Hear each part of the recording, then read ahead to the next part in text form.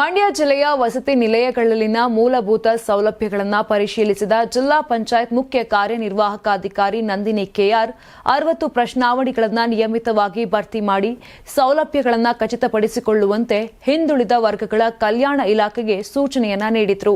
ಮದ್ದೂರಿನ ಸೋಮನಹಳ್ಳಿ ಬಾಲಕರ ವಸತಿ ನಿಲಯಕ್ಕೆ ಭೇಟಿ ನೀಡಿದ ಸಿಇಒ ನಂದಿನಿ ಅವರು ನಿಗದಿತ ಮೆನ್ಯೂ ಪ್ರಕಾರ ಗುಣಮಟ್ಟದ ಶುಚಿ ಮತ್ತು ರುಚಿಯಾದ ಆಹಾರ ಒದಗಿಸಬೇಕು ಹಾಗೂ ಆಹಾರ ತಪಾಸಣೆ ಕಡ್ಡಾಯವಾಗಿ ಮಾಡಿಸಬೇಕು ಎಂದು ಹೇಳಿದರು. ಇನ್ನು ವಿದ್ಯಾರ್ಥಿಗಳ ಮೊಬೈಲ್ ಬಳಕೆ ಮತ್ತು ಆನ್ಲೈನ್ ಗೇಮ್ಸ್ಗೆ ಕಟ್ಟುನಿಟ್ಟಿನ ನಿಷೇಧ ವಿಧಿಸಲು ವಾರ್ಡನ್ಗಳಿಗೆ ಸೂಚನೆಯನ್ನ ನೀಡಿದರು. ಸಹಾಯವಾಣಿ ಸಂಖ್ಯೆ 9480872008 ಈ ಒಂದು ನಂಬರ್ ಅನ್ನ ಎಲ್ಲ ವಸತಿ ನಿಲಯಗಳು ಹಾಗೂ ಶಾಲೆಗಳ ಅಡುಗೆ ಕೋಣೆಗಳ ಬಳಿ ಡಿಸೆಂಬರ್ 31ರ ಒಳಗೆ ಪ್ರದರ್ಶನ ಮಾಡಲು ನಿರ್ದೇಶನವನ್ನ ನೀಡಿದ್ದು, ಆಹಾರದ ಗುಣಮಟ್ಟಕ್ಕೆ ಸಂಬಂಧಿಸಿದ ಯಾವುದೇ ದೂರುಗಳನ್ನು ಈ ಸಂಖ್ಯೆಗೆ ಕರೆ ಮಾಡಿ ದಾಖಲಿಸಬಹುದು ಎಂದರು.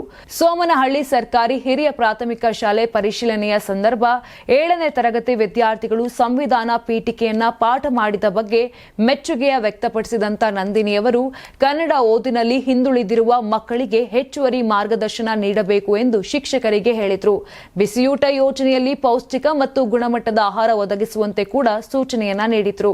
ನೀವು ಸಣ್ಣ ಆಗ್ಬೇಕಲ್ವಾ, ಅದು ಒಂದು ಉತ್ತಮ ಆಹಾರದಿಂದ ಸಣ್ಣ ಆಗ್ಬೇಕಲ್ವಾ. ಪ್ರತಿದಿನ ನಮ್ಮ ಜೀನಿ ಸ್ಲಿಮ್ ನ ಯೂಸ್ ಮಾಡಿ ಯಾವುದೇ ಸೈಡ್ ಎಫೆಕ್ಟ್ ಇಲ್ದಂಗೆ ನೀವು ಸಣ್ಣ ಆಗ್ತೀರಾ.